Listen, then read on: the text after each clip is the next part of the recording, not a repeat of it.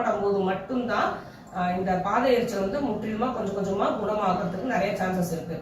இந்த பாத எரிச்சலை கவனிக்காம விட்டுட்டோம்னு வச்சுக்கோங்களேன், அதை டாலரேட் பண்ண முடியும் அப்படின்னு கவனிக்காம விட்டுட்டோம் அப்படின்னா அந்த பாதத்துல உள்ள நரம்புகள்லாம் வீக் ஆயிடும் அப்படின்னு சொல்லியிருக்கோம். இந்த பாதத்துல உள்ள நரம்புகள் வீக் ஆகும் போது அங்க சிறிது புண்ணு ஏற்பட்டாலோ, ஏதாவது கல்லு குத்தியோ ஒரு முள்ளு குத்தியோ ஏதாவது ஒரு அடிப்பட்டாலோ அதுல புண்ணு ஏற்பட்டுச்சுன்னு வச்சுக்கோங்களேன், டயபிட்டிஸ் பேஷண்ட்டுக்கு வந்து அந்த புண் வந்து ஆறாது, குழிப்புண்ணா மாறதுக்கு நிறைய சான்சஸ் இருக்கு. அதனால பாதங்களே அழுகக்கூடிய சான்சஸ் இருக்கு. அதுக்கு சித்த மருத்துவத்துல நிறைய மருந்துகள் இருக்கு, அதையும் சரி பண்ணிடலாங்கிறது வேற வகை. அப்படின்னாலும் இந்த புண்கள் வராம பாத்துக்கிறது தான் நம்ம புத்திசாலித்தனமா இருக்க முடியும்.